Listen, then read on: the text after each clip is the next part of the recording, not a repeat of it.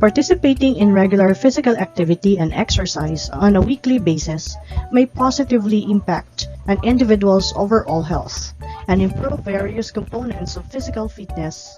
However, an individual's specific physical fitness goals may not be achieved if their physical activity program is not designed with respect to major exercise training principles. Adherence to specific principles of exercise training may aid in the development of an intentional and successful physical activity regimen. These principles are used as a guideline to make a good program.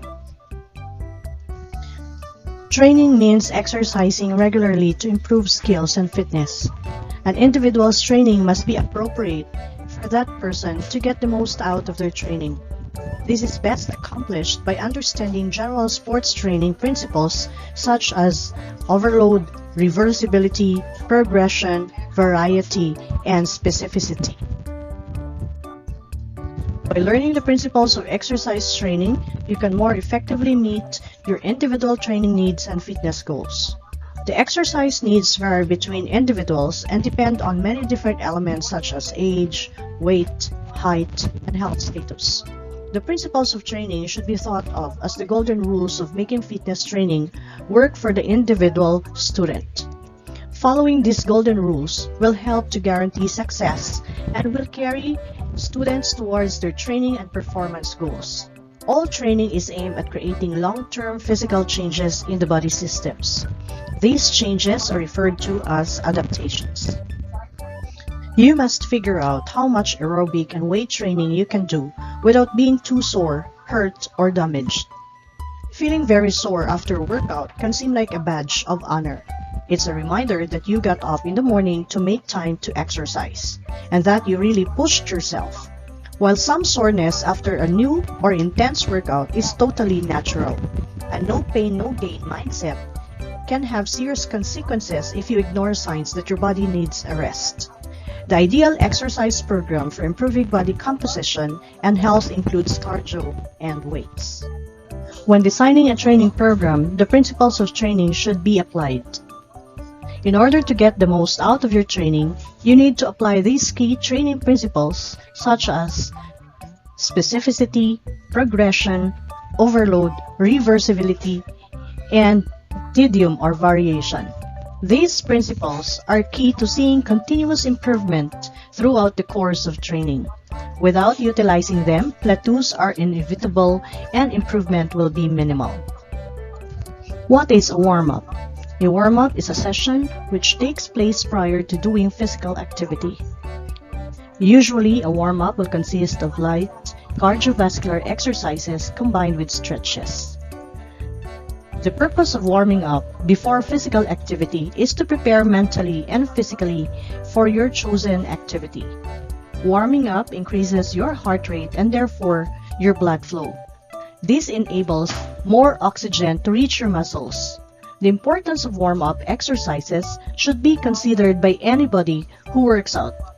Although warm-ups probably won't help much with burning calories or building muscles, they're crucial to the success of a workout. So you have to stay safe and warm up to the right exercise.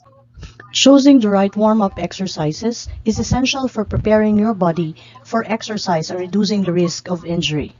There are several types of warm-up exercises that you can include in your warm-up routine, including dynamic stretching, mobility exercises, and cardio. The right type of warm-up will reduce muscle stiffness and fatigue, while also lubricating your joints and ligaments so that you can move more freely during your workout session. Warm-ups can be used to increase the blood flow and oxygen in your muscles too. Dynamic exercises involves moving through a range of motion to increase blood flow and warm up the muscles. Dynamic stretching consists of active movements. It is usually done before a workout to help warm up your muscles and increase your heart rate. Move slowly, stop and repeat, dig a little deeper each time, and improve your range of motion. Pre-workout dynamic stretching improves circulation, prepares your muscles for movement, and temporarily increases your range of motion. This type of warm-up is beneficial for improving flexibility, joint mobility, and muscle activation. Examples of stretching or dynamic stretching include jumping jacks, arm circles, jogging in place, and high knees.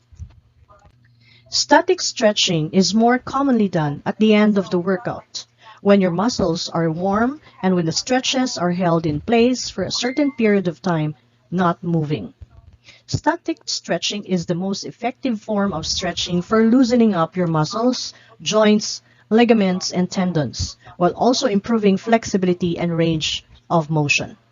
Static stretching requires you to move a muscle to the end of its range of motion and maintain this position for 20 to 45 seconds, and you have to repeat this 2 to 3 times each.